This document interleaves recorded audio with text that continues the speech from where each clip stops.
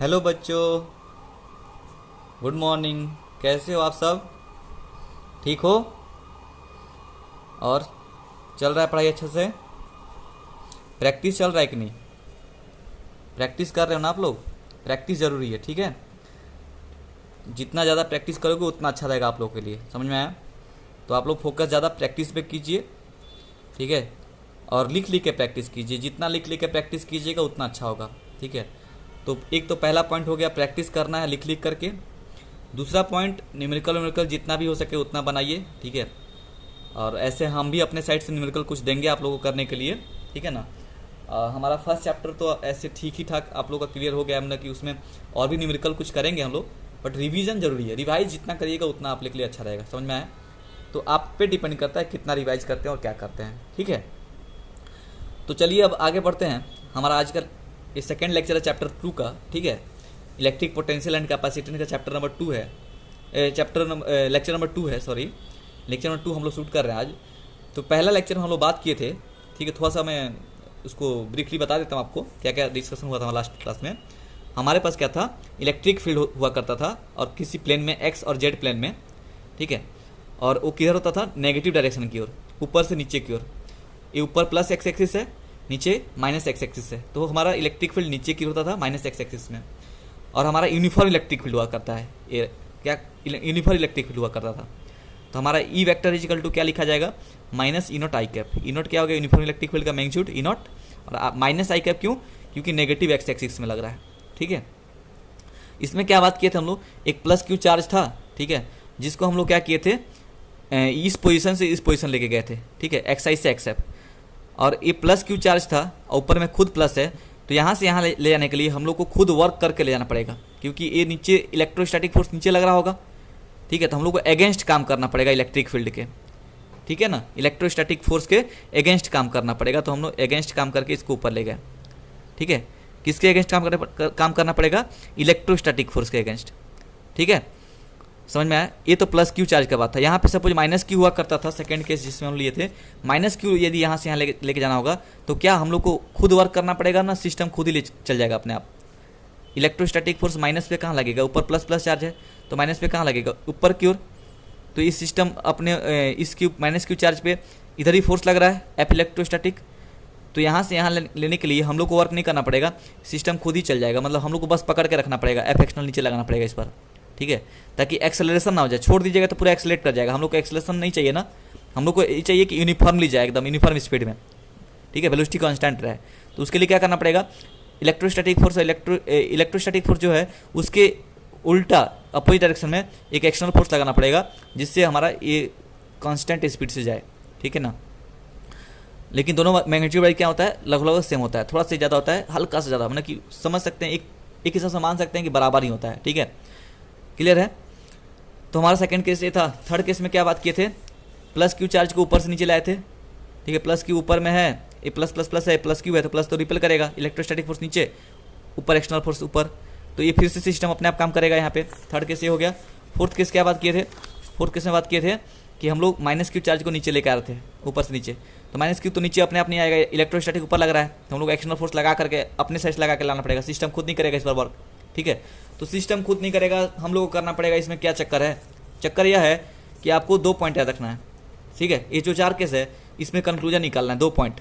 पहला पॉइंट मैं बस इतना ही कहना चाहता हूँ कि यदि आप अगेंस्ट काम कीजिएगा इलेक्ट्रोस्टैटिक के, यदि इलेक्ट्रोस्टैटिक फोर्स के अगेंस्ट काम कीजिएगा, तो जिस पॉइंट से जिस पॉइंट लेके जाइएगा, सपोज ये पॉइंट एक्स आई है और ये पॉइंट एक्स एफ है, तो एक्स आई पे जो भी पोटेंशियल एनर्जी होगा इस चार्ज के पास, इस एक्स एफ पे इस वाले पॉइंट से ज़्यादा होगा यदि कैसा लेके गए होंगे? Against electrostatic. पहला पॉइंट याद रखना है, जब भी अगेंस्ट काम करते हैं तो चार्ज उसके अंदर, चार्ज के अंदर एनर्जी क्या होता है? स्टोर होता है एक्स्ट्रा में। तो इनिशियल एनर्जी जो भी था, फाइनल एनर्जी ज़्यादा हो जाता है, इनिशियल एनर्जी कम रहता है। समझ में आया? ये तो पहला पॉइंट। दूसरा पॉइंट क्या है कि यदि उस सिस्टम खुद करेगा वर्क, ठीक है, सेकंड केस जिसमें दिया था सेकंड केस, यदि सिस्टम खुद वर्क करेगा, अपने आप चल जाएगा, ठीक है, हम लोग को नहीं करना पड़ेगा, बस हम लोग पकड़ कर रखेंगे, तो इसमें नेगेटिव वर्क डन होगा, जिसके वजह से क्या होगा? इस पॉइंट का पोटेंशियल एनर्जी जो भी होगा यहाँ पे जाते जाते एनर्जी घट जाएगा उसका। जब सिस्टम खुद वर्क करता है, ठीक है, तो इनिशियल एनर्जी जो भी होता है, फाइनल एनर्जी, उससे घट जाता है। ठीक है, समझ में आया? मोटा मोटी बात करिए तो ऐसे बोल सकते हैं, प्लस माइनस का चक्कर छोड़िए, बस इतना ही समझिए कि अगेंस्ट इलेक्ट्रिक फील्ड, मान लीजिए इलेक्ट्रिक फील्ड ऐसा है, यहाँ पे ऐसे ऐसे इलेक्ट्रिक फील्ड है, यहाँ पे चार्ज रखा गया है, ठीक है, और हम क्या कर रहे हैं, इलेक्ट्रोस्टैटिक फोर्स इधर लग रहा है, हम इसको इधर लेके जा रहे हैं, हम इसको इधर लेके जा रहे हैं। तो यहाँ से यहाँ लेके जाने में हमको वर्क करना पड़ेगा, खींच के लाना पड़ेगा, क्योंकि इलेक्ट्रोस्टैटिक फोर्स उधर लग रहा है चार्ज पे। तो खींच के जब यहाँ से यहाँ लेकर आएंगे तो इस पॉइंट पे पोटेंशियल क्या हो जाएगा, बढ़ जाएगा, क्योंकि जो हम लोग वर्क अपने से करते हैं ना, वो एनर्जी स्टोर हो जाता है इसके अंदर में, ठीक है, इसलिए उसका पोटेंशियल बढ़ जाता है। इस तरीके से याद कीजिए। यदि मान लीजिए इलेक्ट्रोस्टैटिक फोर्स इधर ही लग रहा है और हम लोग इधर ही मूव करा रहे हैं, तब हम लोग को वर्क करना नहीं पड़ेगा, तब सिस्टम खुद वर्क कर लिया, तो उसका एनर्जी, सिस्टम का एनर्जी क्या हो जाएगा, घट जाएगा। तो इस पॉइंट का जो पोटेंशियल एनर्जी होगा, इस पॉइंट का पोटेंशियल एनर्जी से ज़्यादा होगा, मतलब यहाँ पे ज़्यादा होगा। जैसे जैसे उसके साथ काम कीजिएगा, मतलब सिस्टम खुद काम करेगा, तो उसका फाइनल पोजीशन पे एनर्जी क्या होता है, घट जाता है। इनिशियल में ज़्यादा होता है, फाइनल में घट जाता है। इसमें इनिशियल उल्टा काम कीजिएगा तो इनिशियल कम होगा, फाइनल ज़्यादा होगा। ठीक है, तो ये जो 4 पॉइंट हम लोग अभी जो केस देखे हैं, ठीक है, 4 जो केस देखे हैं, तो मिला जुला कर यदि देखा जाए तो इतना ही बात है। यदि आप समझ गए हैं सब अच्छे से, तब तो बहुत वेल एंड गुड की बात हो गई। और नहीं समझ में मैंने आता है तो बस ये 2 पॉइंट कम से कम समझिए।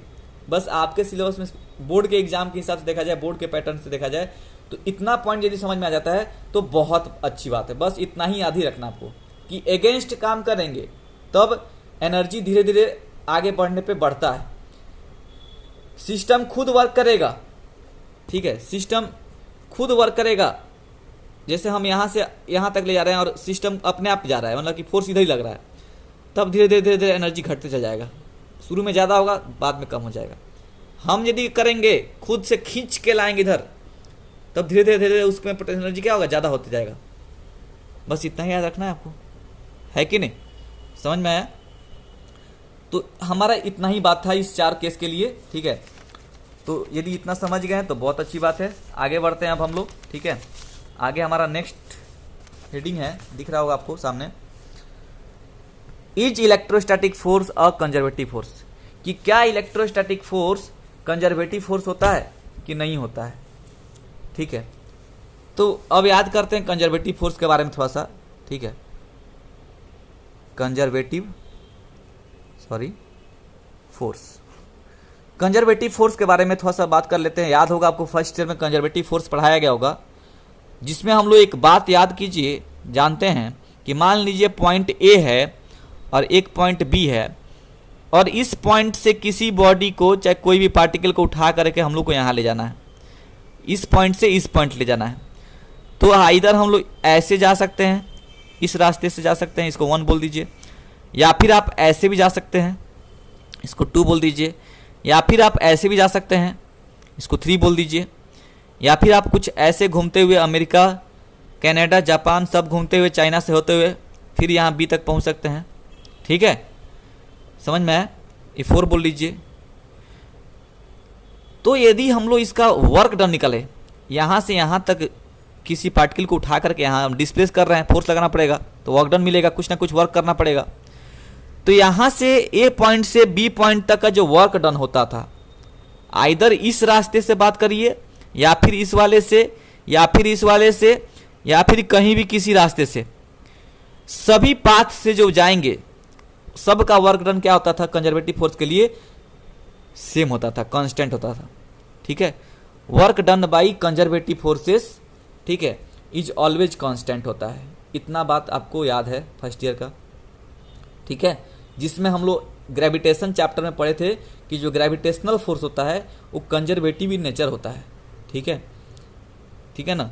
मान लीजिए कोई बॉडी है, इसका मास m1 है, ma है, एक बॉडी है mb है, इस mb को मान लीजिए हम लोग यहाँ से यहाँ मूव कराएं, mb को यहाँ से यहाँ मूव कराना होता था, तो इधर यहाँ से यहाँ ऐसे आइए, चाहे इसको ऐसे उठा कर ऐसे ऐसे घुमा करके यहाँ ला के रखिए, चाहे ऐसे लेके घुमा के ऐसे लेके जा रख दीजिए, हमेशा सेम वर्क करना पड़ेगा, ठीक है, चाहे सीधा से ला के रख दीजिए, वर्क डन हमेशा सेम होगा। तो यहाँ पे हम लोग कंक्लूजन क्या निकले थे कि gravitational force is a conservative force. ठीक है, अब इसमें देखना है कि क्या इलेक्ट्रोस्टैटिक फोर्स कंजर्वेटिव होता है कि नहीं होता है। तो क्वेश्चन मार्क मैंने लगा दिया है कि is electrostatic force conservative force, question mark.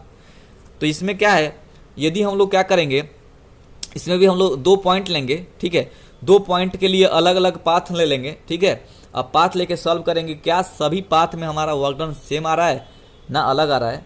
यदि सेम आ रहा होगा तो बोल देंगे कि हाँ कंजर्वेटिव है, नेचर कंजर्वेटिव होता है। और नहीं आएगा वर्क डन सेम, तीनों पाथ के लिए 3 अलग अलग वर्क डन वैल्यू आएगा, तो बोल देंगे कंजर्वेटिव नहीं है। समझ में आया। तो चलिए बात करते हैं अब इस पर। इसमें देखिए क्या है, सिचुएशन कैसा रहेगा। हमारे पास फिर से वैसे इलेक्ट्रिक फील्ड नीचे जाती हुई दिखेंगी। ठीक है, plus plus plus minus minus minus, ये प्लस प्लस प्लस देखिए नहीं भी बनाने से चलेगा, ये तो हम शुरू में बनाते रहते हैं क्योंकि आपको स्टार्टिंग में ज़्यादा समझ नहीं आता है कि प्लस चार्ज से निकलता है माइनस में एंटर करता है। अब तो याद हो गया होगा कि इलेक्ट्रिक फील्ड प्लस से निकलती है माइनस में एंटर करती है। ठीक है, तो हमारा बस सिर्फ डायरेक्शन से पकड़ लेंगे आप कि हाँ प्लस कहाँ होगा माइनस कहाँ होगा। यदि डायरेक्शन नीचे नीचे दिखा रहा है मतलब ऊपर में ऑब्वियसली प्लस होगा, नीचे में माइनस होगा। ठीक है, तो इतना तो पता चल गया होगा अब। तो हमारे पास सिमिलरली हमारे पास फिर से एक्स एक्सिस है, जेड एक्सिस है। ठीक है, ये आई कैप है और ये के कैप है। इसमें यूनिफॉर्म इलेक्ट्रिक फील्ड दिया है जिसका ई नॉट मैग्नीट्यूड है। तो चूंकि नीचे जा रहा है नेगेटिव एक्स एक्सिस में, तो ई वेक्टर इजिकल टू हम लोग फिर से उतना ही लिख देंगे माइनस ई नॉट आई कैप, है कि नहीं। इसमें क्या है, पॉइंट ए पे कोई चार्ज क्यू रखा गया है, उसको पॉइंट बी तक पहुंचाना है। तो उसको डिफरेंट रास्ते, यहाँ से ऐसे फिर ऐसे, इसको पाथ 1 बोल लेंगे। फिर यहाँ से ऐसे ले जा करके फिर यहाँ पहुँच जाएंगे, उसको पाथ 2 बोल लेंगे। एक बार डायरेक्ट यहाँ से ऐसे ले जाएंगे, पाथ 3 बोलेंगे। तो इसके लिए हम लोग अलग अलग वर्क डन निकालेंगे। पाथ 1 के लिए वर्क डन निकालेंगे, पाथ 2 के लिए वर्क डन निकालेंगे, पाथ 3 के लिए वर्क डन निकालेंगे सेपरेटली। ठीक है, यदि तीनों का वर्क डन सेम आएगा तो समझ जाएंगे कि हमारा क्या है कि वर्क जो इलेक्ट्रोस्टैटिक फोर्स कंजर्वेटिव होगा। ठीक है, तो चलिए बात करते हैं। हमारे पास मान लीजिए कोई चार्ज क्यू है, पॉइंट ए पे रखा गया है, इसका कोऑर्डिनेट सिस्टम कितना है एक्स आई जेड आई। उसको पॉइंट बी पे ले गए हैं तो उसका कोऑर्डिनेट सिस्टम कितना लिख दिए हैं x F Z F, final position. ठीक है, तो अब यहाँ तक जाने के लिए हम लोग रास्ता फर्स्ट पाथ यहाँ से सी और सी से बी जा रहे हैं, तो सी का कोऑर्डिनेट कितना बन जाएगा उसको यहाँ पे हम लिख रखे हैं। सी का कोऑर्डिनेट खुद ही बताइए, ये हमारा क्या है एक्स आई है, एक्स आई है इनिशियल पोजीशन है। तो एक्स एक्सिस का वैल्यू जो भी होगा यहाँ पे हर जगह सेम होगा, तो यहाँ तो एक्स आई होगा। और जेड में कितना मूव करना पड़ेगा, जेड आई से जेड एफ, मतलब एक्स आई जेड एफ होगा यहाँ कोऑर्डिनेट।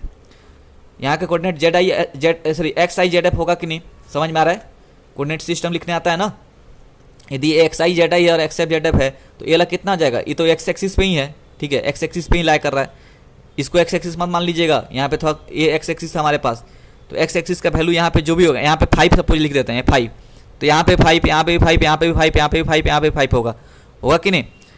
ठीक है, लेकिन यहाँ पे मान लीजिए यहाँ पे 1 है, तो यहाँ पे क्या 1 होगा जेड एक्सिस में नहीं, तो इसलिए जेड एक्सिस का वैल्यू चेंज होगा बट एक्स आई का वैल्यू एक्स आई रहेगा। तो इसलिए एक्स आई जेड एफ लिख दिए हैं सी कोऑर्डिनेट। सिमिलरली डी कोऑर्डिनेट कितना लिखाएगा, यहाँ पे जेड जो भी होगा जेड आई होगा यहाँ पे वाला, तो जेड आई तो यहाँ तक कांस्टेंट ही रहेगा, इस एक्सिस में जेड आई तो कांस्टेंट रहेगा हर जगह पे। ठीक है, सिर्फ क्या वैल्यू चेंज होगा एक्स आई का, यहाँ पे एक्स आई है यहाँ पे एक्स एफ हो जाएगा। तो यहाँ पे कोऑर्डिनेट कितना बन जाएगा डी का एक्स एफ जेड आई। ठीक है ना, तो ये हमारा 4 कोऑर्डिनेट सिस्टम हो गया। अब देखिए, अब आते हैं थ्योरेटिकल पार्ट पे। हम लोग को पता है we have uniform electric field given along negative x axis that is E vector is equal to minus E naught I cap. यहाँ तक समझ में आ ही गया होगा अब ये चीज़। ठीक है, ऐसे क्यों हुआ पता चल रहा है। ठीक है, अब यहाँ पे देखिए बात करते हैं। Here a positive charge plus Q is moved from 3 different path. क्या लिखा गया है कि इस प्लस क्यू चार्ज को मूव किया गया है 3 डिफरेंट पाथ से, ए बी सी 1 2 3। ठीक है, तो पाथ 1 पे बात करेंगे। अब पाथ 1 पे निकालेंगे कि कितना वर्क डन है, कैसे कितना वर्क डन आएगा। तो पाथ 1 पे देखिए, पाथ 1 को कवर करने के लिए ए से बी तक हम लोग को कैसे चलना पड़ेगा, ए से सी जाना पड़ेगा पहले और फिर सी से बी जाना पड़ेगा। ठीक है, तो हम लोग क्या करेंगे, ए से सी जाएंगे फिर सी से बी जाएंगे। तो ई वेक्टर इजिकल टू कितना हो जाएगा, हम लोग ऑलरेडी पता है कि E vector is equal to minus E naught I cap होगा। ठीक है, और अब यहाँ से ऐसे डायरेक्ट लिख दिया मैंने यहाँ पे, बट फिर भी यहाँ पे दिखा देता हूँ आपको। ये तो आपको अब समझ आ जाना चाहिए, लेकिन फिर भी एक बार आपके लिए ई वेक्टर इजिकल टू दिया है माइनस ई नॉट आई कैप, है कि नहीं। ठीक है, तो ये तो इलेक्ट्रिक फील्ड में रखा गया है चार्ज, इलेक्ट्रिक फील्ड नीचे नीचे की ओर है। इलेक्ट्रिक फील्ड नीचे है, तो एफ इलेक्ट्रिक फील्ड में कोई चार्ज क्यों रखा जाता है तो उस पर फोर्स लगता है एफ इलेक्ट्रोस्टैटिक, और वो कितना होता है, वो होता है F electrostatic on charge that q, ठीक है, वेक्टर साइन है तो vector is equal to minus E naught I cap. तो यहाँ से एफ इलेक्ट्रोस्टैटिक कितना हो जाएगा, माइनस क्यू ई नॉट आई कैप होगा। समझ में आ रहा है, ये क्लियर हुआ? पिछला लेक्चर में 3-4 बार ऑलरेडी बात कर चुके हैं, अब समझ में आ जाना चाहिए आप लोग को, ठीक है। तो F electrostatic minus q E naught आई कैप हो जाएगा। वेरी गुड, बहुत अच्छी बात है। अब बात करते हैं ए से सी पे, बात कर लेते हैं पहले। तो ए से सी हमारा, यदि बात किया जाए ए से सी का, तो यदि मैं इसका वेक्टर फॉर्म निकालूं, ठीक है, तो कैसे निकाला जाएगा? कोई भी आप लोग पढ़े हैं क्या, पोजीशन वेक्टर निकालने का तरीका क्या बताया गया था कि मान लीजिए आपके पास कोई पॉइंट ए दिया है, इसका कोऑर्डिनेट xi x1 y1 बोल लीजिए, x1 y1 है, और कोई पॉइंट बी है उसका कोऑर्डिनेट x2 y2 है, ठीक है। तो ए बी वैक्टर जो होगा, इसका लेंथ मैं बोल देता हूँ l है, तो A B vector equal to L vector दिखाएगा। और कैसे लिखते हैं, final minus initial x2 minus x1, x2 minus x1 i cap plus y2 minus y1 j cap, ऐसे लिखते थे कि नहीं, याद है ना? तो इसी तरीके से हम लोग यहाँ पे यूज करेंगे। हम लोग को AC वेक्टर मान लीजिए L है, ठीक है, L डिस्टेंस है, और इसका पोजीशन वेक्टर लिखना है, तो कितना हो जाएगा, इसका कोऑर्डिनेट का फाइनल C और A का जो भी होगा, C और A के बीच में xi minus xi i cap plus zf minus zi k cap होगा।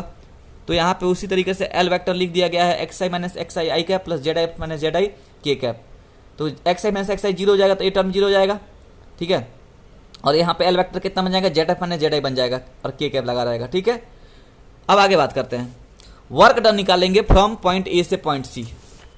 ए से सी चार्ज को ले जाने में कितना वर्क डन करना पड़ेगा उसको निकालेंगे।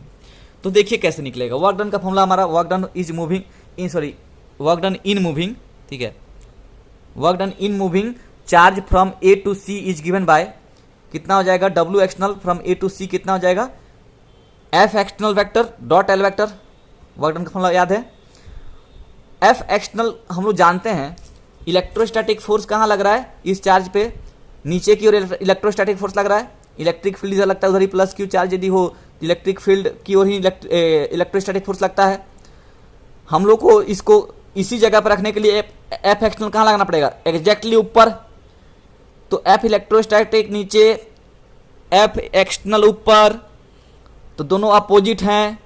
मतलब हम लोग ऐसे भी लिख सकते हैं कि F electrostatic is equal to minus of F, sorry, F external is equal to minus of F electrostatic vector, की नहीं, क्योंकि जस्ट अपोजिट है, ठीक है ना, समझ में आया। तो एक प्लस एक्स एक्सिस तो एक माइनस एक्स एक्सिस है, तो एक प्लस होगा तो एक माइनस लग जाएगा, बात समझ में आ गया होगा।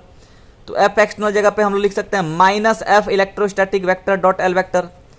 एफ इलेक्ट्रोस्टैटिक ऑलरेडी अपन लोग निकाल चुके हैं, उस एफ इलेक्ट्रोस्टैटिक की जगह पे ला के वैल्यू पुट कर दीजिए। माइनस तो पहले से है यहाँ पे, और एक यहाँ पे ऑलरेडी यहाँ पे फिर माइनस आ रहा है, तो माइनस इंटू माइनस यहाँ पे रह जाएगा, और फिर एल वेक्टर की जगह पे वहाँ इस वैल्यू को रिटर्न कर दीजिए यहाँ पे। तो माइनस माइनस प्लस हो जाएगा, Q E naught I cap dot z F minus Z I के कैप। तो I cap dot k cap का वैल्यू कितना निकलता है जी, जीरो निकलता है, आपको पता है। तो पूरा का पूरा टर्म जीरो हो जाएगा, मतलब external work done from taking the charge from point A to point C is zero, कोई वर्क डन नहीं करना पड़ेगा। इसको आप ऐसे भी देखिए तो समझ में आ रहा है क्या, इलेक्ट्रोस्टैटिक फोर्स नीचे, एक्सटर्नल फोर्स ऊपर, एक्सटर्नल फोर्स ऊपर है, और हम लोग डिस्प्लेसमेंट किधर करा रहे हैं, इधर की ओर करा रहे हैं। तो दोनों में एंगल कितना बन रहा है, 90 डिग्री का एंगल बन रहा है। तो क्या ये बात आपको पता है कि W इज इक्वल टू होता है F vector dot L vector, that is equal to F L cos theta. Theta किसके किसके बीच का एंगल होता है, एफ एंड एल के बीच का एंगल होता है।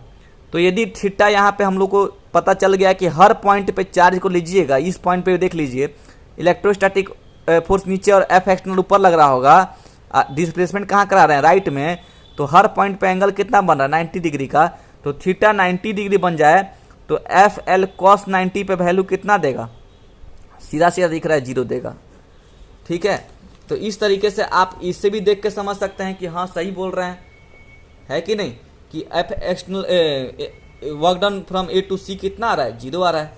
ये हमारा वेक्टर तरीके से सॉल्व करके बताया गया है। और वैसे भी आपको जब अभी बताए हैं स्केलर फॉर्म में, जैसे बताए हैं थीटा 90 डिग्री रख करके, वैसे भी आप समझ सकते हैं। तो यहाँ तक आपका क्लियर हो गया कि ए से सी तक कोई वर्क डन नहीं करना पड़ेगा। आगे बढ़ते हैं। अब पाथ 1 में हम लोग को फिर से पाथ 1 पूरा कवर करने के लिए फिर सी से बी जाना पड़ेगा।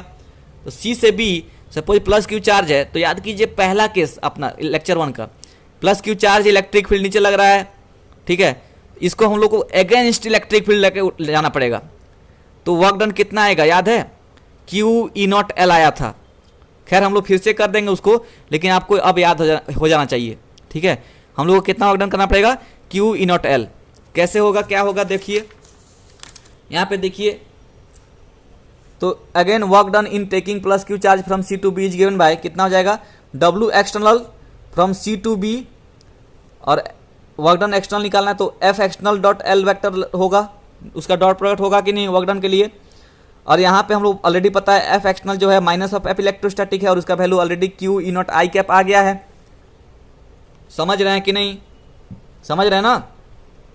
अच्छा, एल वेक्टर इजिकल टू, इसके लिए कितना हो जाएगा, इसके लिए यदि मैं इसको एल वेक्टर बना दूं, इसको एल वेक्टर बना दूं, तो इसके लिए पोजीशन वेक्टर कितना लिखाएगा, final position minus initial position का वैल्यू। तो एक्स एफ माइनस सी का इनिशियल वैल्यू कितना है, एक्स आई। यहाँ पे देख लीजिए बी और सी में बात कर रहे हैं, ये फाइनल है इनिशियल है। तो x F minus x i का i cap plus Z F minus z f का के कैप होगा, ठीक है। तो यहाँ पे पोजीशन वेक्टर क्या दिखेगा आपको, देखिए यहाँ पे दिखेगा position vector x F minus x i का i cap plus Z F minus Z i का i cap k cap, sorry, ठीक है ना। तो यहाँ से ये तो एल वेक्टर हो गया, एफ एक्सटर्नल निकल गया। तो वर्क डन कितना हो जाएगा फ्रॉम सी टू बी, इसको लिख सकते हैं एफ एक्सटर्नल की जगह पे हमारा वैल्यू कितना आ गया है, ये एफ एक्सटर्नल की जगह पे हमारा आ गया है क्यू ई नॉट आई कैप। तो हम लिख सकते हैं plus Q not I cap, dot है तो डॉट डाल दिए, एल वेक्टर की जगह पे इसको रिप्लेस कर सकते हैं, इसको रिटर्न कर सकते हैं। तो मैंने इसको रिटर्न कर दिया मैंने यहाँ पे। अब देखिए तो W external from C to B कितना हो जाएगा, क्यू ई नॉट, एक बार इससे मल्टीप्लाई करेंगे, डॉट प्रोडक्ट इससे मल्टीप्लाई होगा, फिर प्लस लगेगा, फिर इससे मल्टीप्लाई होगा अलग अलग। तो इससे आई डॉट आई कितना देगा, 1 देता है, और इसको मल्टीप्लाई करके इसको एज इट इज लिख दीजिए, Q E naught x F minus x आई प्लस आई कैप डॉट के कैप। आई कैप डॉट के कैप कितना देता है जी, 0 देता है, पता है कि नहीं। तो ये 0 हो गया। तो हमारा W external from C to B कितना आया, q E naught x F minus x i, मतलब एक्स एफ माइनस एक्स आई कितना है, वहीं एल है, मैग्नीट्यूड वाली बात किया जाए तो यहाँ पे हमने ब्रैकेट में बंद करके लिख दिया है सी से बी तक हमारा वर्क डन कितना, क्यू ई नॉट एल। तो टोटल पाथ 1 पे वर्क डन कितना करना पड़ेगा, पाथ 1 पे वर्क डन हो जाएगा from A to B, work done from A to B plus work done from C to B. तो work done from A to B कितना आया था, 0 आया था, work done from C to B कितना आएगा, क्यू ई नॉट एल। तो work done external work done, work done on path along path 1 is given by q E naught L. समझ में आया, इतना होगा। अब हमारा बात करते हैं, पाथ 1 का तो हो गया, पाथ 2 पे चलते हैं।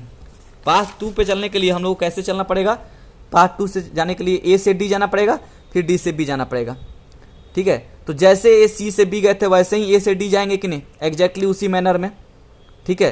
और जैसे यहाँ से यहाँ गए थे वहाँ से डी से बी जाएंगे।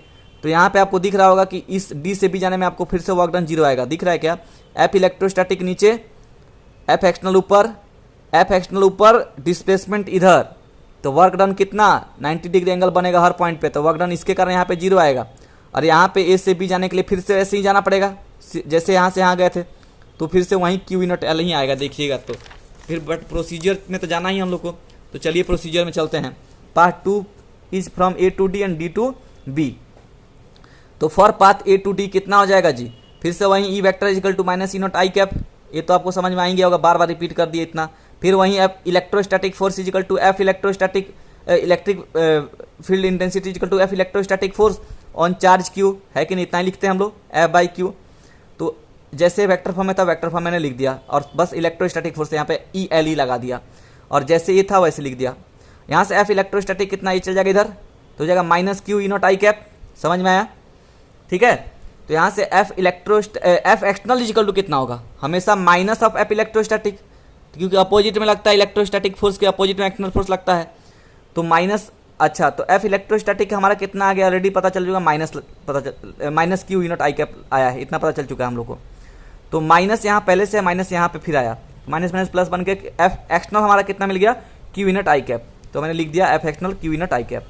ठीक है, अब चलते हैं आगे। अब इसमें सॉरी कहाँ चला गया पेज, एक गायब हो गया, एक मिनट।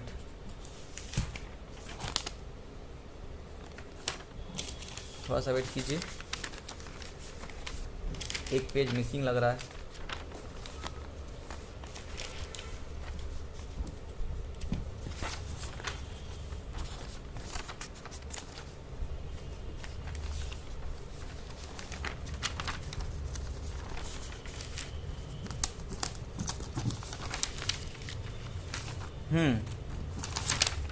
मिल गया हमारा,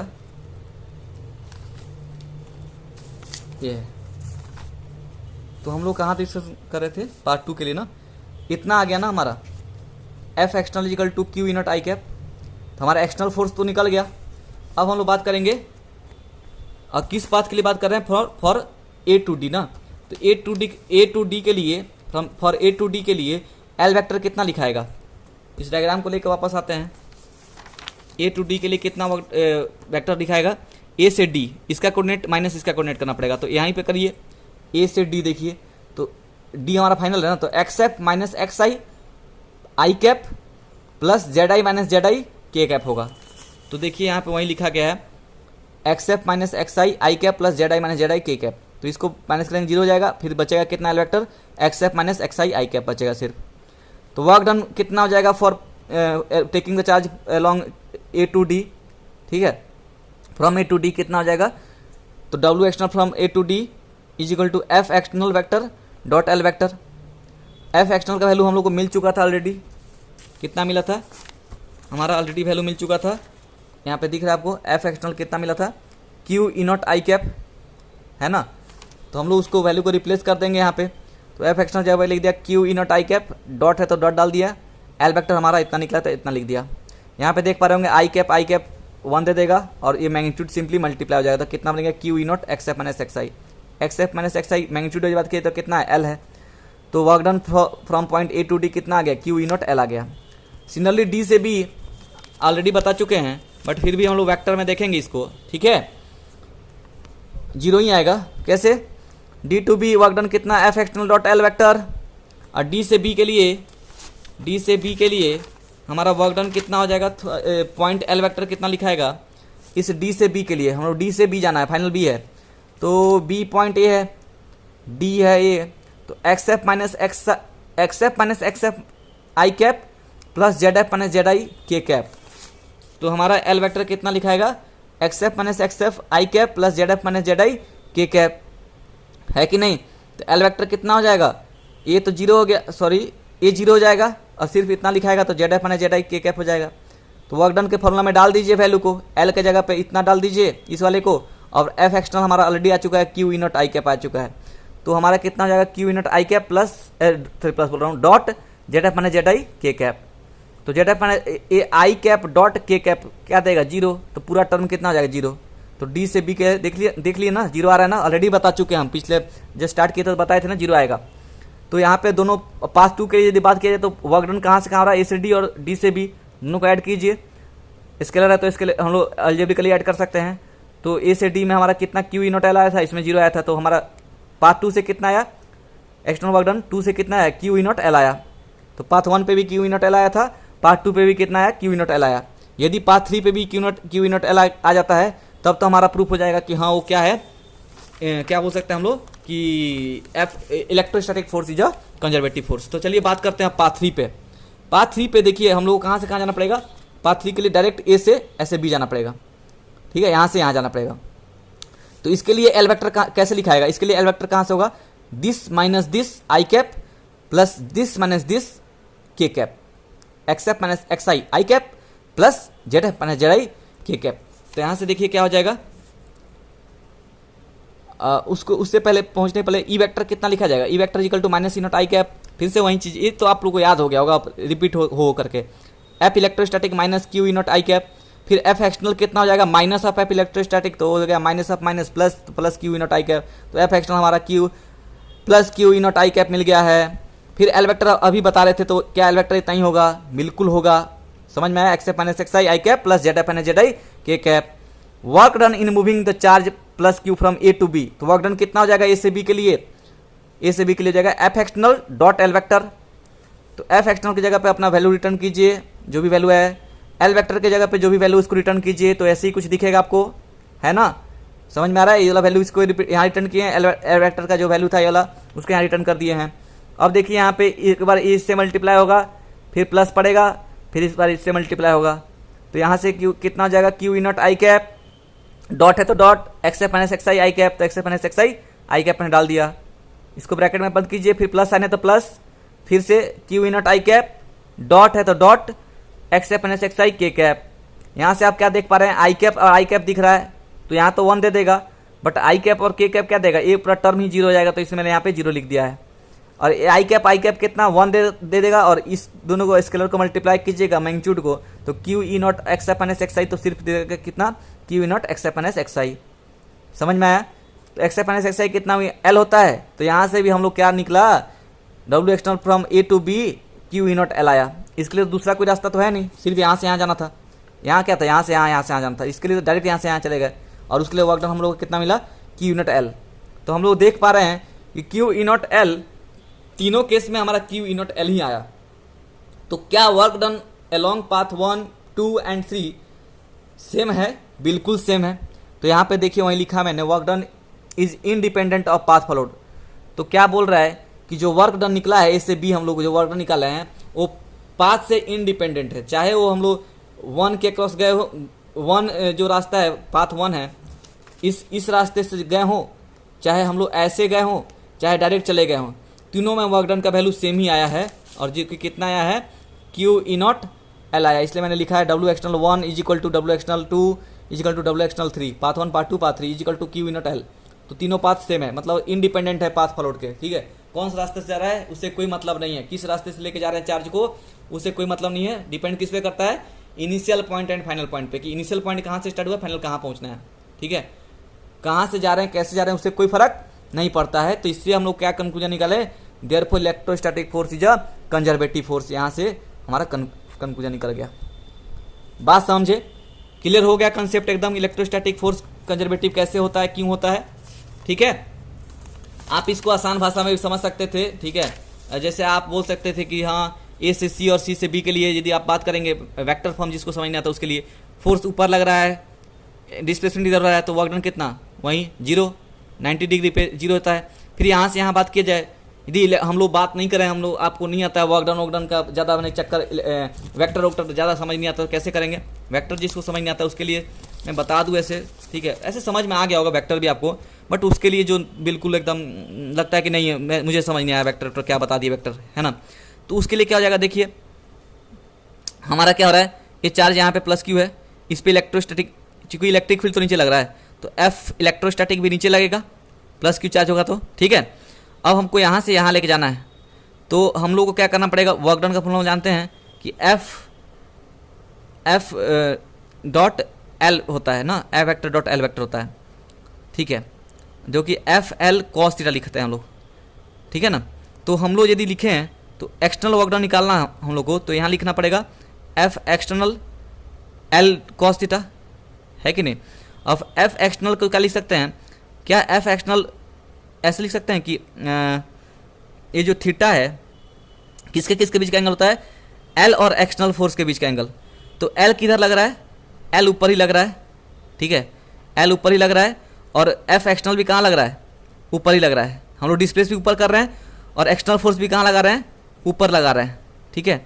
तो उस समय क्या हो जाएगा हमारा, एफ एक्सटर्नल एल कॉस कितना 0 डिग्री, कॉस 0 पे कितना आता है 1, तो हमारा वर्क डन का फॉर्मूला कितना हो जाएगा, एफ एक्सटर्नल इंटू एल। तो एफ एक्सटर्नल हमारा कितना हो जाएगा, F external is equal to क्या, हम लोग को पता चल चुका है कि ये होता है क्यू इंटू ई नॉट, है ना, ये होता है क्यू इंटू ई नॉट, तो यहाँ से मिल जाएगा क्यू ई नॉट एल। ये हो गया वर्क डन एक्सटर्नल फ्रॉम ए जो ए पॉइंट से ए पॉइंट जो भी बोल लीजिए, ठीक है। ये मतलब कि नॉर्मल जैसे हम लोग जनरली सॉल्व करते हैं उसके लिए हो गया, बट वेक्टर से भी आपको समझ में आ गया होगा, मुझे उम्मीद है ना। वेक्टर भी कुछ खास ऐसा नहीं है कि हाँ एकदम समझ ही नहीं आ रहा होगा कि कैसे कैसे, बस डॉट प्रोडक्ट का तो खेल है इसमें, जिसको डॉट प्रोडक्ट आता है उसको तो कोई इसमें तकलीफ ही नहीं होनी चाहिए, है ना जी। तो चलिए अब इतना हम लोग का हो गया। एक पॉइंट अब याद रख लेंगे, इलेक्ट्रोस्टैटिक फोर्स क्या होता है, कंजर्वेटिव होता है नेचर वाइज, ठीक है।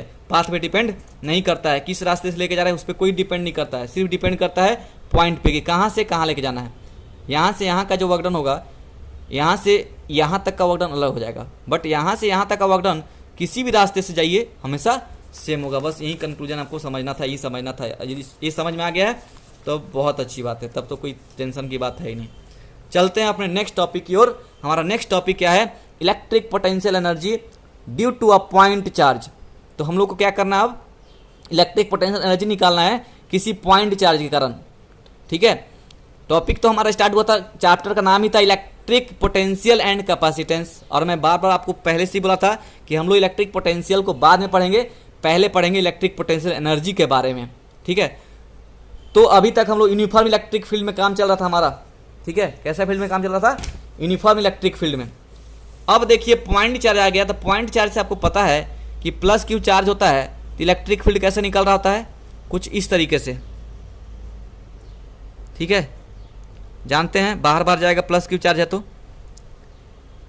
और अभी तक हम लोग कैसा बना कर रखे थे, ऐसा, ठीक है। तो इस दोनों में क्या डिफरेंस है, अब पॉइंट चार्ज और इस वाले चार्ज में क्या नहीं, इसमें क्या हम अलग बना रहे हैं, क्या अलग बन रहा है, इसमें अलग बन रहा है। तो एक चीज़ देखिए क्या बनेगा, क्या यहाँ पे पॉइंट में नाम दे दूँ ए, यहाँ पे पॉइंट नाम दे दूँ बी, यहाँ पॉइंट नाम दे दूँ सी, क्या इस पॉइंट पे इलेक्ट्रिक फील्ड जो स्ट्रेंथ है, ठीक है, क्या यहाँ पे सेम है और क्या यहाँ पे सेम है, क्या तीनों पॉइंट पे इलेक्ट्रिक फील्ड स्ट्रेंथ सेम है या फिर अलग अलग है।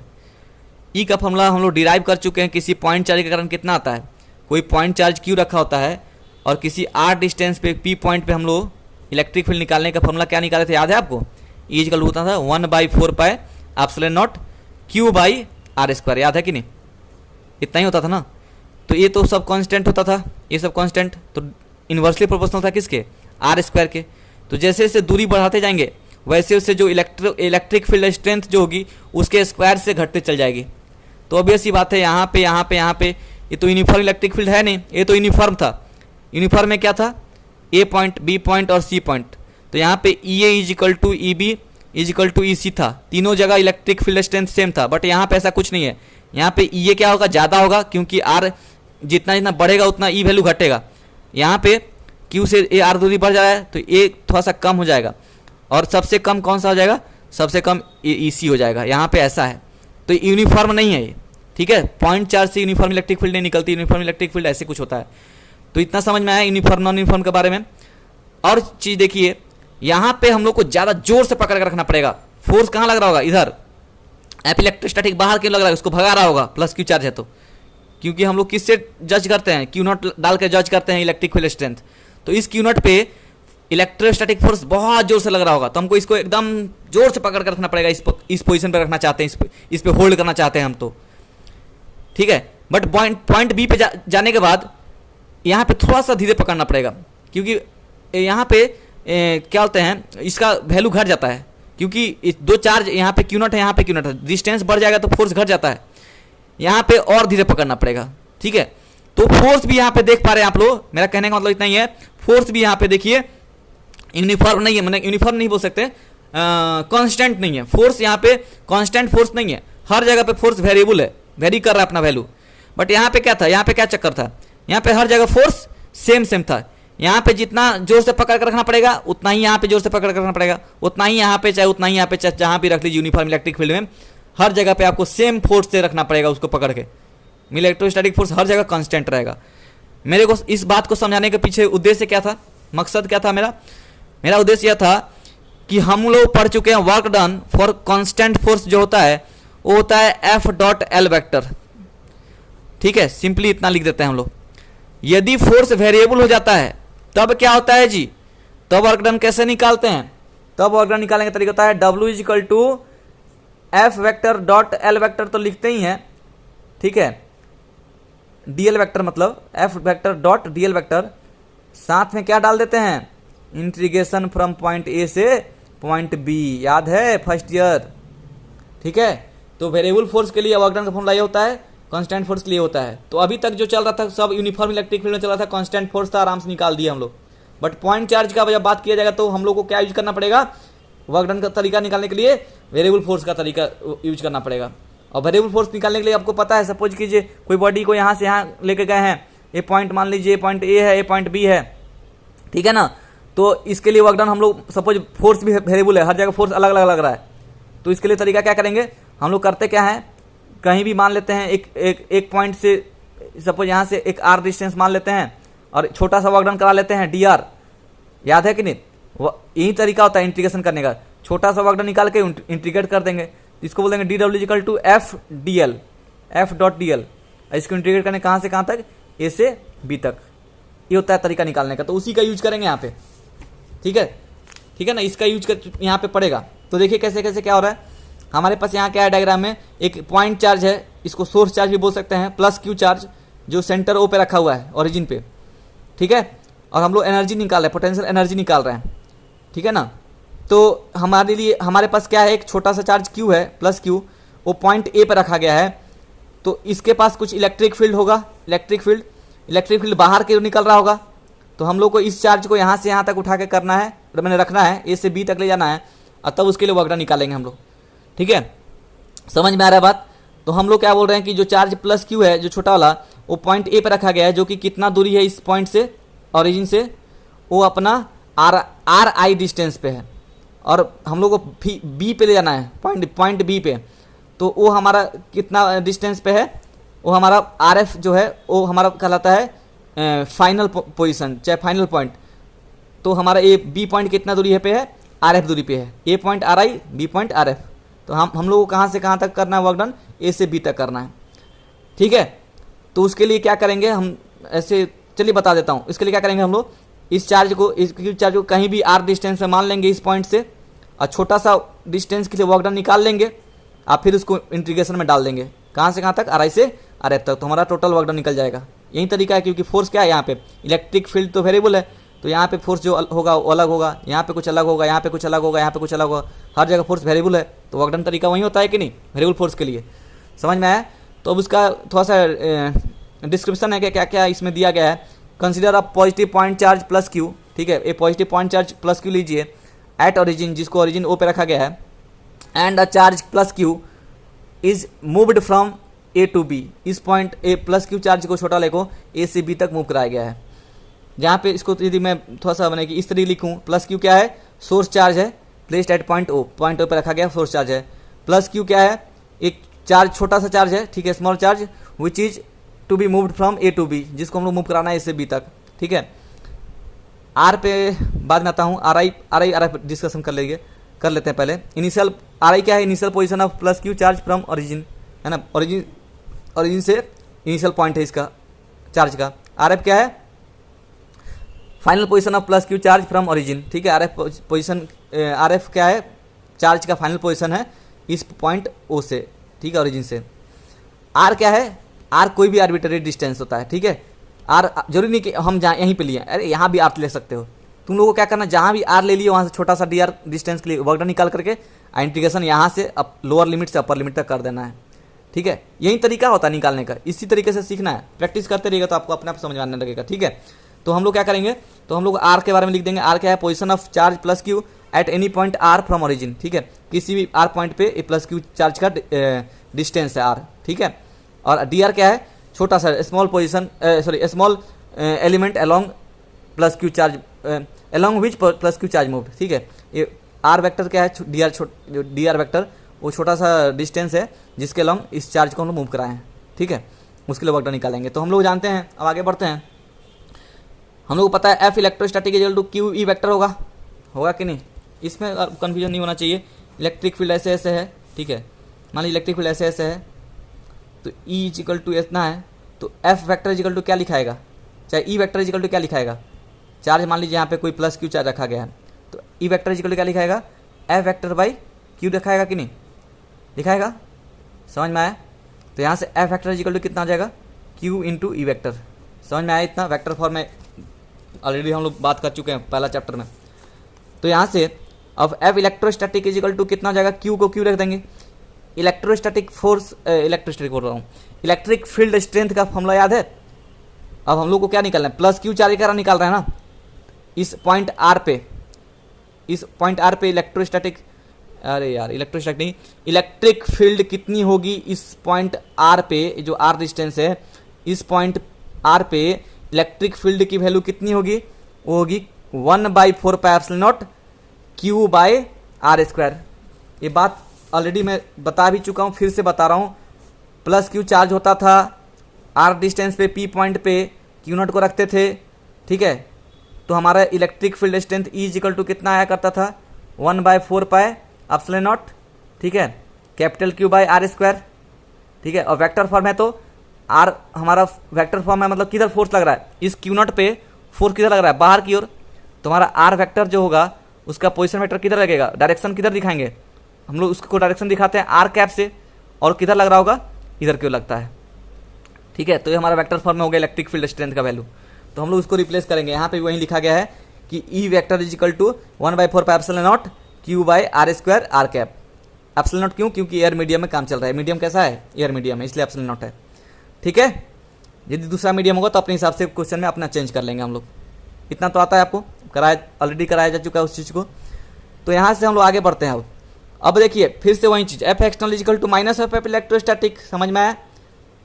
ये क्या है कि इस पे चार्ज पे, इस वाले चार्ज पे इलेक्ट्रिक फील्ड किधर लग रहा होगा, इलेक्ट्रोस्टैटिक फोर्स किधर लग रहा होगा, इधर प्लस क्यू चार्ज है ना, तो इस ये भी प्लस है, तो इधर बाहर क्यों लग रहा होगा। हम लोग को इसको यहाँ से यहाँ ले जाना है, तो हम लोग को सपोज छोटा यहाँ से यहाँ छोटा लेके जाना है, तो इलेक्ट्रिक एक्सटर्नल फील्ड कहाँ, एक्सटर्नल फोर्स कहाँ लगाना पड़ेगा, राइट साइड में। तब तो इधर खींच के इसको रखेंगे, इसको खींच के इधर रखेंगे और धीरे धीरे धीरे धीरे छोड़ देंगे ऐसे, ठीक है। तो हमारा इतना तो दिख रहा है कि वो दोनों अपोजिट है, तो यहाँ हमारा एफ एक्सटर्नल इक्वल टू कितना हो जाएगा, माइनस ऑफ एफ इलेक्ट्रोस्टैटिक, ठीक है। वेक्टर फॉर्म में तो वेक्टर फॉर्म में मैंने लिखा है, एफ इलेक्ट्रोस्टैटिक ऑलरेडी हम लोग को मिल चुका है, इतना है। तो कितना हो जाएगा, माइनस लग जाएगा बस सिर्फ q by 4 pi epsilon naught are square r cap. समझ में आया कि नहीं आया, इतना समझ में आ गया, तो ठीक है। अब चलते हैं आगे, अब निकालेंगे वर्क डन वेरिएबल फोर्स के लिए, चूंकि हम लोग ऑलरेडी पता है force here force is variable, ठीक है। तो work done in moving the charge plus Q from A to B is given by कितना हो जाएगा, W external from A to B is equal to, छोटा सा वर्क डन के लिए निकाल के इंटीग्रेशन मार देते हैं कि नहीं, ऊपर से नीचे आर आई से आर एफ तक। तो हम लोग क्या करेंगे, F external vector dot D R vector, ठीक है, इस आर डिस्टेंस पे जाकर के छोटा सा वर्क डन कर लेंगे और उसको इंटीग्रेट कर देंगे इस पॉइंट से इस पॉइंट तक। तो वहीं किए हैं हम। तो F external dot D R, हमेशा याद रखिएगा, हमेशा एक्सटर्नल फोर्स की वजह से ही हम लोग वर्क डन निकालेंगे, हर केस में एक्सटर्नल फोर्स की वजह से ही वर्क डन निकलेगा, ये बात याद रख लीजिएगा, याद रह गया, ठीक है। तो F external vector dot D R vector कितना हो जाएगा, अभी इतना, इसको आगे देखिए कैसे करेंगे, लिमिट डाल दी आर आई से आर एफ तक, फिर वहीं लिमिट पड़ा आर आई से आर एफ, एफ एक्सटर्नल का वैल्यू कितना आ गया हम लोग का, वो आ गया है minus Q by 4 pi epsilon naught are square r cap. तो मैंने क्या किया, इसको रिटर्न कर दिया, minus Q by 4 pi epsilon naught are square r cap, dot है तो डॉट डी आर वैक्टर की जगह पे मैंने लिखा है डी आर आर कैप। अब ये क्यों, ये भी कन्फ्यूजन का बात हो गया होगा आप लोग के लिए, तो देखिए इसको कन्फ्यूजन दूर कीजिए। क्या ए वेक्टर इज इक्वल टू लिखाता था उसका मैग्नीट्यूड इनटू ए कैप, या फिर ऐसे भी सिर्फ ए मैग्नीट्यूड को कैसे लिख सकते हैं, magnitude of a vector is equal to क्या, सिंपली ए लिख देते थे, A into A cap. Similarly R vector होगा तो क्या होगा, आर इंटू आर कैप, और डी आर होगा तो डी आर वेक्टर होगा तो D R into R cap. तो बस यही चीज़ तो लिखा गया है, डी आर वेक्टर की जगह पे लिख दिए हैं क्या, d r r cap, dot product लगा हुआ है, तो यहाँ भी आर कैप है डॉट आर कैप है, तो आर कैप और आर कैप दोनों सेम डायरेक्शन में होंगे, है कि नहीं, सेम डायरेक्शन में जा रहे होंगे, आर कैप दोनों सेम डायरेक्शन में है, तो आर सेम डायरेक्शन के लिए क्या होता है, a unit direction unit vector है, ठीक है। तो इसके r cap dot are cap कितना देगा, 1 दे देगा कि नहीं, यूनिट वेक्टर ही तो है, जैसे हमारा आई कैप जे कैप वो सब क्या होता है, यूनिट वेक्टर होता है, तो I cap dot I cap क्या देता है, 1 देता है, वैसे ही R cap dot are cap क्या देगा, 1 देगा। और ये जो मैग्नीट्यूड है ये सिर्फ मल्टीप्लाई हो जाएगा, minus Q by 4 pi epsilon naught are square into r हो जाएगा, इंटू डी आर हो जाएगा, ठीक है। और ये r cap dot are cap कितना दे देगा, 1 दे देगा। तो आइए चलते हैं आगे बढ़ते हैं। अब इसमें देखिए वही चीज़ मैंने किया है, W external from A to B integration from R आई से are F minus Q by 4 pi epsilon naught are square D R cap dot are cap कितना हो गया, 1 हो गया है। यहाँ तक क्लियर है, समझ में आया। तो यहाँ से देखिए आगे, अब यहाँ से हो जाएगा माइनस क्यू क्यू बाय 4πε0, एक कांस्टेंट है, कांस्टेंट को बाहर ले आइए और अंदर में वेरिएबल जो है आर तो वेरिएबल है तो वेरिएबल अंदर रखे हैं, तो इतना हो जाएगा आर आई से are f d r by r square. इसका इंटीग्रेशन आता है कि नहीं, है ना, एकदम बेकार, एकदम छोटा, इतना इंटीग्रेशन नहीं आता है तो पढ़ाई छोड़ दीजिए आप लोग। ये कितना बार कराया जा चुका है क्लास में, 1/r² का कितना जाएगा, -1/r, डायरेक्ट लिख दिए हैं यार। क्या यार, हम चाहते नहीं है तुम लोग को इससे बताना, लेकिन फिर बताना पड़ जाता है। ये r के पावर -2 dr, इसका इंटीग्रेशन, तो हम लोग को पता है x के पावर n का dx का इंटीग्रेशन कितना होता है, x के पावर n+1/n+1, ये होता है ना। तो जाएगा r के पावर -2+1/-2+1, तो -2+1 कितना, -1 दे देगा, और ये -2+1 -1 देगा, तो ये हो जाएगा r के पावर -1/-1, तो हो जाएगा -1/r। बता दिया मैंने इसे, बट आना चाहिए, अब तो सेकेंड चलेगा, आपको आना चाहिए। तो हो जाएगा -1/r² का कितना हो गया, -1/r। लिमिट कहाँ से कहाँ, RI से RF तक। ये माइनस को ले, ये बाहर, माइनस माइनस क्या हो जाएगा, प्लस। तो देखिए यहाँ पे वो माइनस माइनस क्या हो गया, प्लस हो गया, तो ये रिटर्न कितना आएगा, plus Q Q by 4πε0 1/r RI से RF। Upper limit minus lower limit लगा दीजिए, लिमिट लगाने आएंगे क्या होगा अब तक, अपर लिमिट लगेगा RF, तो 1/RF, माइनस लगेगा क्योंकि अपर लिमिट माइनस लोअर लिमिट होता है, यार माइनस है, इक्वल साइन बन गया, ये माइनस है, ठीक है ना, माइनस लोअर लिमिट 1/RI। तो ये हमारा फाइनल एक्सप्रेशन है, ठीक है। तो किसी भी पॉइंट चार्ज, किसी भी सोर्स चार्ज के कारण जो इलेक्ट्रिक बोल रहा हूँ, इलेक्ट्रिक पोटेंशियल एनर्जी का जो फॉर्मूला होता है, ठीक है, यही हमारा इक्वल टू लिखाएगा इलेक्ट्रिक पोटेंशियल एनर्जी, ठीक है, W external from A to B। जो वर्क डन किए वहीं तो एनर्जी के रूप में स्टोर हो गया, ठीक है। अब ये नेगेटिव वर्क डन हुआ है ना पॉजिटिव वर्क डन हुआ है, वो बात का बात है, बट इतना तो आएगा, मैग्नीट्यूड तो इतना होगा, ये तो श्योर हो गया है। वर्क डन तो स्केलर क्वांटिटी होता है। अब नेगेटिव वर्क डन है पॉजिटिव वर्क डन है, तो उस पर डिपेंड करता है कि हम लोग अगेंस्ट काम किए हैं ना उसके साथ काम किए हैं, ठीक है, समझ में आया। तो बात का बात है, बट यही तो पोटेंशियल एनर्जी हमारा आएगा एक्सप्रेशन, ठीक है ना। तो ये हमारा इतना टोटल हो गया। सपोज कीजिए प्लस क्यू चार्ज की जगह पे, प्लस क्यू जो चार्ज था कैपिटल क्यू, वहाँ पे माइनस क्यू होता, तो एक्सप्रेशन क्या बन जाता, ऐसा बन जाता, ठीक है। तो चलिए बात कर लेते हैं, क्या प्लस क्यू जो चार्ज वर्क डन जो होगा नेगेटिव होगा ना पॉजिटिव होगा, तो आप ही बताइए ना कितना होगा। प्लस क्यू चार्ज है, इस प्लस क्यू पे इलेक्ट्रोस्टैटिक फोर्स किधर लगा रहा है, इधर लगा रहा है, इलेक्ट्रोस्टैटिक फोर्स इधर, अब मूव भी करा रहे हैं उसी डायरेक्शन में, तो जिधर मूव कराते हैं उधर ही फोर्स लगता है, तो वर्क डन क्या होता है, नेगेटिव वर्क डन होता है। इसको हम लोग मैथमेटिकली भी देख सकते हैं।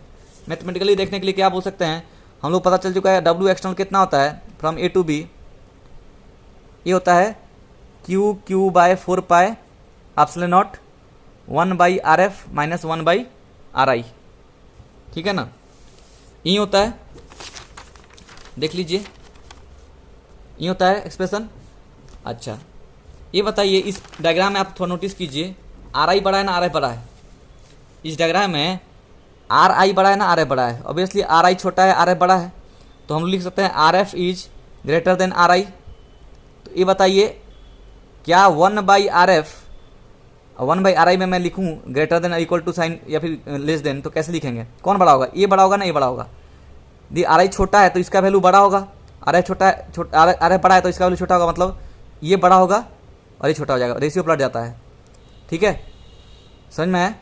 तो यहाँ से क्या पता चल रहा है, 1/RF छोटा है और ये बड़ा है, तो नेगेटिव साइन यहाँ लगा हुआ है, तो नेगेटिव माइनस पॉजिटिव, तो नेगेटिव का साइन ज़्यादा है तो इसका वैल्यू ज़्यादा होगा, तो जो वर्क डन निकलेगा क्या निकलेगा, माइनस निकलेगा, -QQ/4πε0, नेगेटिव वर्क डन हो रहा है। वो तो ऐसे भी देख पा रहे हैं आप, यहाँ पे नेगेटिव वर्क डन हो रहा है, बताए थे इसके साथ काम कर रहे हैं, सिस्टम खुद काम कर रहा है, तो वर्क डन कैसा हो जाएगा, नेगेटिव हो जाएगा, ठीक है। अगेंस्ट काम करते तो यहाँ पे वही माइनस यहाँ रख दीजिए, पहले से एक माइनस, ये -Q रख दीजिए, तो -Q इस प्लस Q को क्या करेगा, खींचेगा, हम लोग को यहाँ से यहाँ लेने के लिए क्या करना पड़ेगा, खींच के जाना पड़ेगा पॉइंट A से पॉइंट B, तब वर्क डन कैसा आएगा, तब वर्क डन पॉजिटिव आएगा, क्योंकि माइनस पहले से एक रहेगा, एक यहाँ माइनस खुद आएगा, तो माइनस माइनस क्या बन जाएगा, प्लस, तो प्लस वर्क डन आएगा, ठीक है, समझ में आया, ठीक है।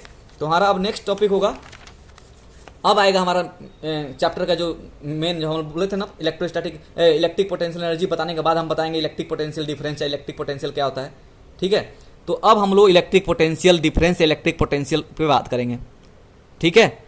तो वो नेक्स्ट क्लास में डिस्कशन किया जाएगा, ठीक है। आज के लिए अपना लेक्चर यहीं ख़त्म करते हैं। जो भी डाउट होगा, जहाँ भी डाउट होगा, आप एक काम कीजिए, आप लोगों को डाउट पूछने का तरीका नहीं पता है, डाउट जहाँ भी हो ना, ठीक है, उस मिनट या फिर उस सेकंड पे वीडियो के कमेंट में लिखिए कि सर इतने मिनट के इतने सेकंड पे मुझे समझ नहीं आया और ये बात समझ नहीं आया, ठीक है, ताकि मैं समझ जाऊँगा कि हाँ कहाँ पे प्रॉब्लम आ रहा है। एग्जैक्टली मैं उस वीडियो के उस पॉइंट पे चल जाऊँगा और देख लूँगा, ठीक है। तो चलिए इतना ही कहना था आपके लिए, आपको इतना ही कहना था और मैं इतना ही चाहूँगा आप लोग बस पढ़ाई करते रहिए, ठीक है, और थोड़ा सा बच करिए, समाज में थोड़ा सा दूरी बनाइए, ठीक है। पढ़ाई से दूरी मत बनाइए, समाज से दूरी बनाइए, और ऐसी भी पढ़ाई के लिए बहुत अच्छा चीज़ होता है समाज से दूरी बनाना हमारे लिए, ठीक है। तो बहुत अच्छी बात है आप लोग, तो बहुत अच्छा, हमने आप लोग लकी हो जो इतना समाज में सब कोई दूरी बना कर रखा है, आपको बहुत टाइम मिल पा रहा है अपने पढ़ाई को मैंने करने के लिए, ठीक है ना। तो चलिए फिर आज के लिए इतना ही ख़त्म करते हैं। Thank you.